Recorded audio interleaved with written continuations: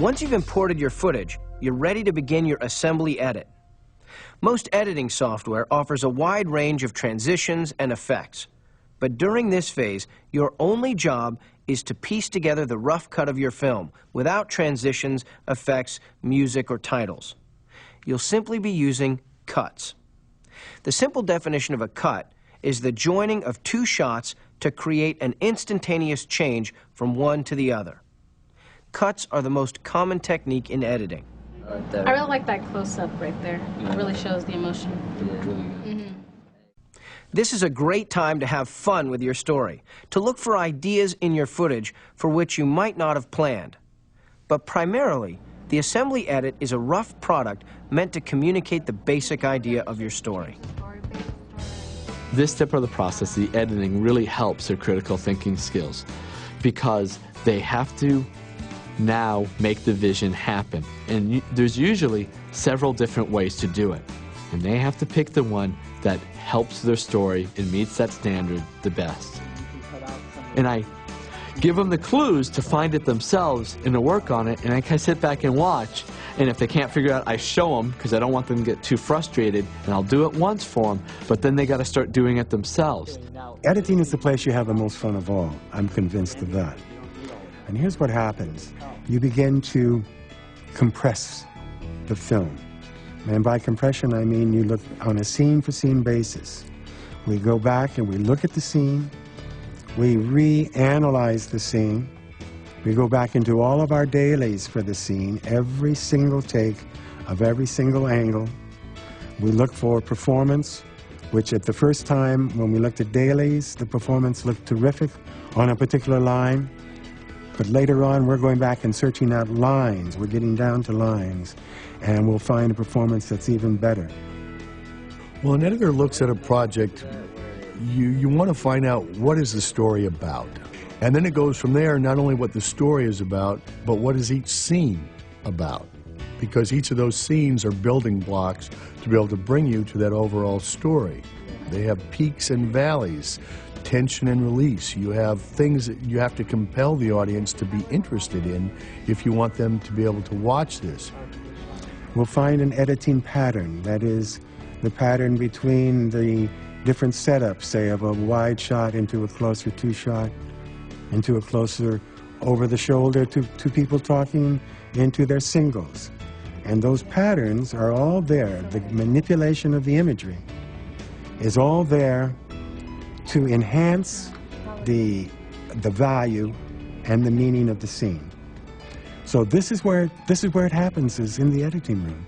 Movies have been made in the editing room. There's no question about it. And movies have been ruined in the editing room. As you work on your assembly edit, ask yourself, does the film communicate what you intended? Does it clearly tell a story? How did you establish location, setting, and time period? Have you built the scene? Meaning, is there anticipation, tension, conflict? What would you change, and how do you intend to change it? Editing is the big aha moment because when they get to the editing, it's where they finally put the story together.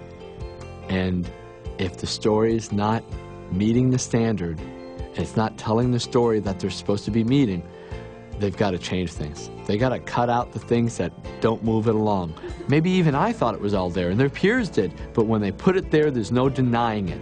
It's there or it's not there. You can't hide it at that point anymore. Now, I really like it, but the ending is not really complete. You're not really meeting the standard that you're assigned, your objective. So how are we going to bring it to a closure? You know, how are we going to bring it to an end? Well, actually, we wrote in our script to have off-camera voices that were supposed to be spoken, but we're not really sure how to put it in. Well, what are some ideas that you can use to put that together with a voiceover? Yeah, we could get pictures during World War I and after World War I and have our voices over them. Well, we can show pictures of like the actual trenches, so when we talk about it, people know exactly what's going on. Like if we show a picture of the arch, then people will realize, oh yeah, this is what happened. Okay, so let's start finding some pictures and then work on your voiceover, and let's get an ending to this one, okay? Okay. Okay.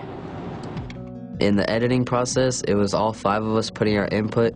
Like, we think if we're all watching, like, we took turns editing, but everyone would be watching that one person edit. So if someone would see something like that's not cut right or something, we would tell the editor so they could go back and cut it, so all the group's input went into it.